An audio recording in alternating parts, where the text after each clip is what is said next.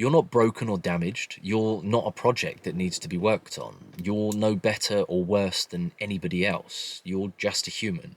And that is exactly why self-improvement might just ruin your life.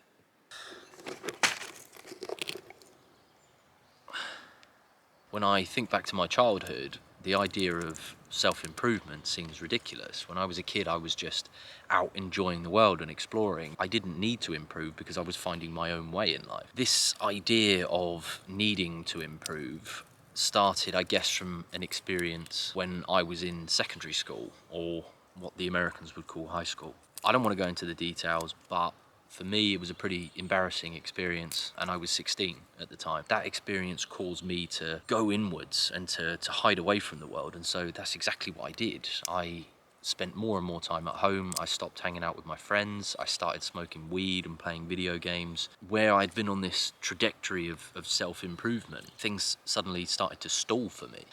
I dicked about for a couple of years and didn't really do anything with my life until I realised that I couldn't carry on the way that I was, living at home with no prospects of a job or a career or a future, no friends at the time. So I made an effort to find a new job, and things again were good for a while until I met a girl, and things did not work out as I planned, and my ego took a massive hit. And that is when I stumbled across self-improvement. And when I look back on both of those events, I realised that these traumatic things happened to me at the time, and there was inevitably going to be some kind of response. For every action has an equal and opposite reaction, right? So my first experience when I was 16, the reaction for me was to recede, to go back into myself, to hide away from the world, and to numb myself with drugs. But the second time was almost more sinister, because that's when I stumbled across self-improvement. And self-improvement gave me this idea that I could fix myself. On both of those occasions where I felt at my lowest, there was a message, a sentence that was going round and round in my head, though I didn't know it at the time. And that sentence was, "You're not good enough." And this is exactly why self-improvement is such a double-edged sword, because there is a huge multi-billion-dollar industry designed around this aspect that you're not good enough, and that if you only do the next course or read the next book, listen to the next podcast, that you are going to find some piece of information that is going to drastically change your life. I am well into my 30s now, and one thing I am starting to realise is that you cannot build a house on bad foundations. Another issue with self-improvement is this idea that when you have this thing, then your life will improve. And I think this is a product of modern society. We are spenders, we buy things, we consume. And if we don't do that, then all the companies, these billion-dollar companies that are built on that prospect, will fall. And so we're encouraged to carry on spending. And the problem with this sort of mentality is that it will never be enough.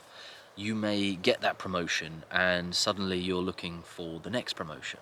You may be driving that Ford, then you want that Porsche. You get the Porsche, you want the Ferrari. You've got the Ferrari, you want the helicopter. It never ends. If you don't use it carefully, self-improvement can be exactly like that.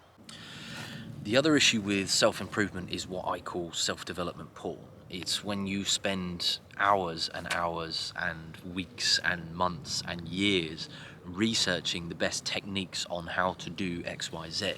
Maybe you're trying to improve your social life, so you read a book like How to Win Friends and Influence People. And when you finish reading that book, you move on to the next one, and the next one, and the next one. And this is exactly like porn. You can spend hours watching it and you do not feel satisfied at the end of it. In fact, sometimes quite the opposite. The problem with self-development is that there are an infinite number of resources out there. There are an infinite number of books, of YouTube videos, of podcasts, of courses that you can go to. But if you don't actually practice these skills that you've learned, then they're useless. Think of how many years you spent at school or at college, at university, and I can almost guarantee that 80% of the stuff that you've learned, you've almost entirely forgotten.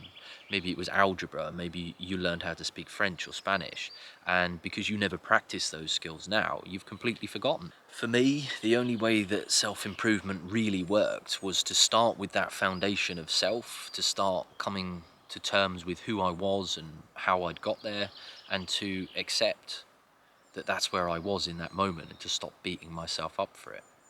And from that point on, I had the foundations to really start building that life that I wanted to build. And now, every time I learn a new skill, I try to go out into the world and actually practice it. Self-improvement is a lot like trying to push a boulder up a hill. The boulder represents all of the shit you've brought to the table, all of the baggage from your past, all of your emotions, all of your hurts, all of your anxieties and your worries.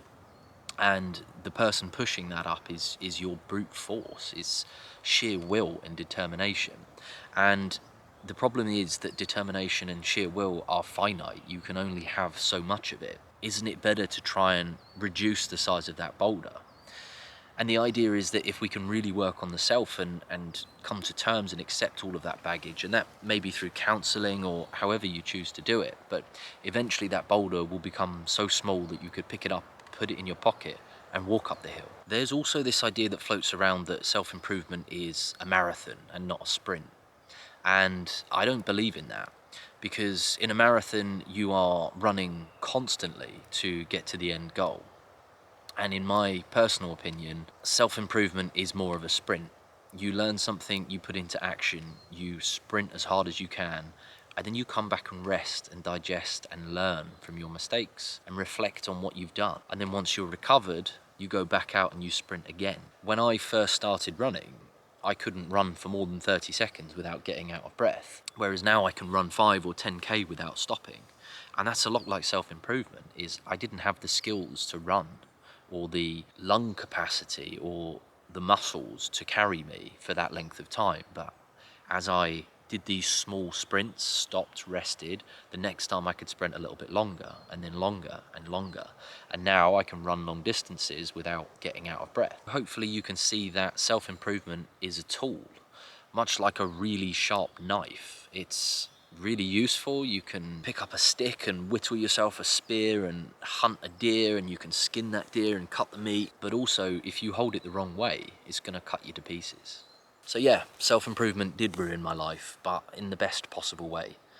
Just like a forest fire, all of those trees have to burn to the ground in order for new life to start. And that's exactly what self-improvement is doing for me. I am burning away the parts of my life that I'm not happy with in order for new life to form. I am shedding my old baggage. I'm getting rid of things that I no longer need in order to create space for something new. And self-improvement can do the same for you if you use it wisely.